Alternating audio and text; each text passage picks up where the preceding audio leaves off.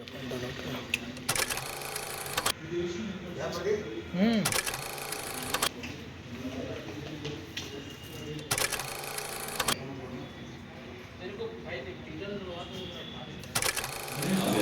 आप जितनी चीजें बोले इसके आंकड़े आप मीडिया को उपलब्ध कराइएगा।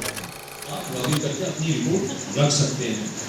लोन्स ऐप से भी बहुत ज़्यादा ठगी आजकल हो रही है, लोन देने के नाम पे, लॉटरी के नाम पे, केवाईसी अपडेट करने के नाम पे।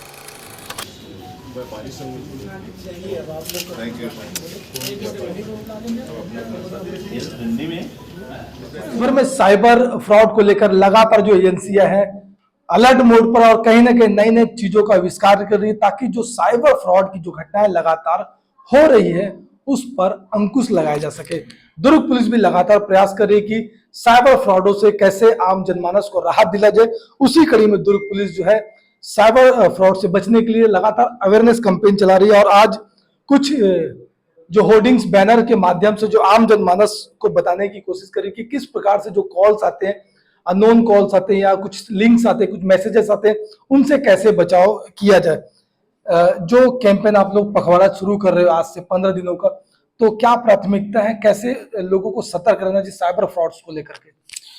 अभी साइबर जागरूकता पखवाड़ा जो आयोजन किया जा रहा है, इसमें मूल उद्देश्य जो दुर्ग पुलिस और का है वो है कि लोगों को ज़्यादा से ज़्यादा इस बात के लिए जागरूक किया जाए कि किस तरीके से जो साइबर ठगी का प्रयास किया जा रहा है और उसका शिकार वो ना बने।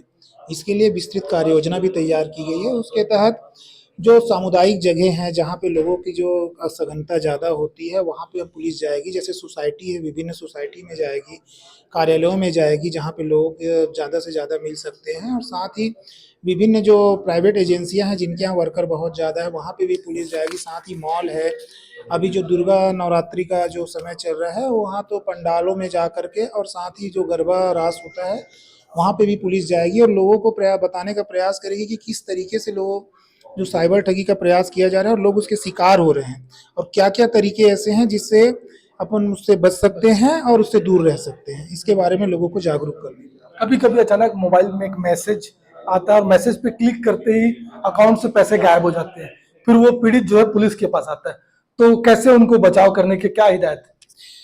भारत सरकार ने पहले ही 1930 एनसीसीआरपी पोर्टल लॉन्च किया हुआ है। अगर इस तरह के धोखे से भी अगर किसी से ऐसी घटना हो जाती है जहाँ लिंक को छू ले या किसी ऐसे फ़ोन कॉल में उनके द्वारा उनको जैसे ठगी होती है और उनको एहसास होता है तो तत्काल 1930 में वो कॉल कर सकते हैं, या एनसीसीआरपी का पोर्टल जो भारत सरकार ने लॉन्च करके रखा है उसमें वो जा सकते हैं और अपना कंप्लेंट रजिस्टर करा सकते हैं। उनसे तत्काल उनको जैसे ही 193 में व्यक्ति कॉल करता है तो वो पोर्टल में दर्ज हो जाता है, वो संबंधित थाने को चला जाता है और तत्काल उस पर कार्रवाई होना प्रारंभ हो जाता है और उसके जो पैसा रहता है वो रिसीव होने से पहले ही उसको होल्ड करा दिया जाता है।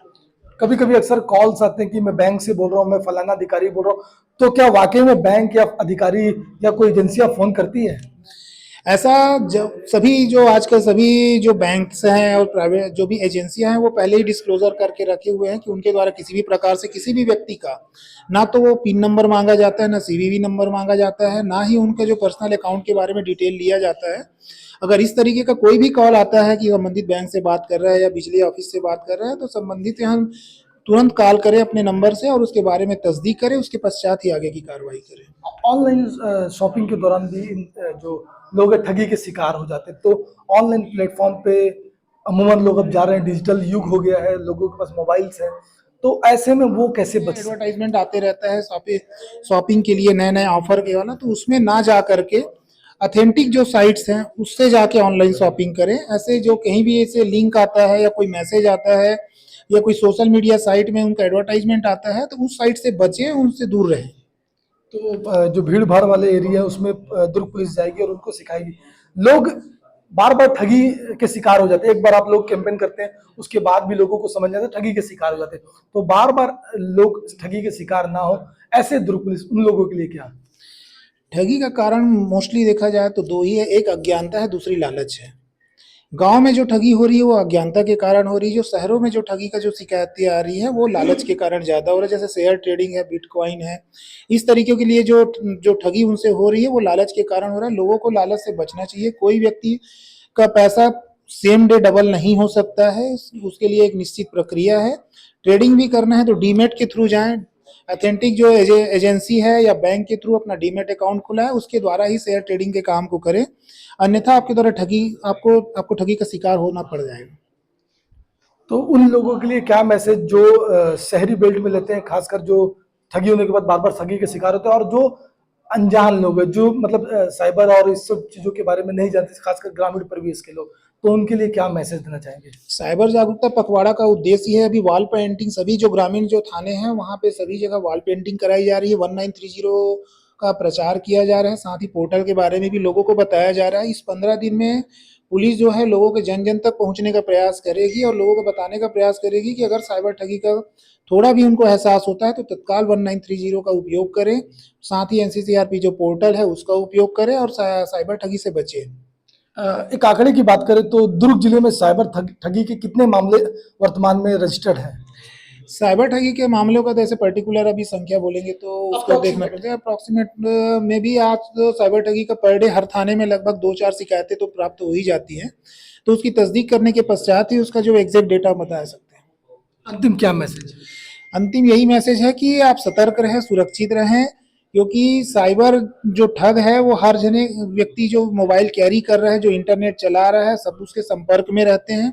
उनके द्वारा विभिन्न प्रकार के लालच देने वाले लिंक भेजे जाएंगे, एडवर्टाइजमेंट दिए जाएंगे, नए नए तरीके से ऑफर दिए जाएंगे। आपको उनसे बचना है और तस्दीक करने के बाद उसको पूरी तरीके से परीक्षण करने के पश्चात ऑथेंटिक साइट से जाके ऑनलाइन कोई भी चीज़ें जो है शॉपिंग करना है या जाना है, साइट को चेक करके ही उसमें विजिट करें। कोई भी एजेंसी फोन करती है तो संबंधित एजेंसी से आप डायरेक्टली मिलके या फोन करके ही बात करें, उनकी बातों में ना आए। तो चलिए, ये थे एडिशनल पीसीपी अभिषेक झा, जिनका साफ तौर पर कहना है कि जो साइबर को लेकर के जो कार्यशाला आने वाले 15 दिनों तक चलेगी, और कहीं ना कहीं जिस प्रकार से लोगों को अवेयर कराया जाएगा कि साइबर फ्रॉड्स होते कैसे और किस प्रकार से उनको बचाव करना है, तमाम विषयों को लेकर के जो 15 दिन को पखवाड़ा है वो शुरू होने वाला है। बहरहाल आने वाले दिनों में देखना होगा कि किस प्रकार से दुर्ग पुलिस जो है एक्टिव मोड पर और कितने साइबर फ्रॉड्स को रोकने में दुर्ग पुलिस कामयाब रहती है। बेहतर खबरों के लिए बने रहे बेहतर संवाद के साथ। फिलहाल मुझे दीजिए इजाजत, नमस्कार।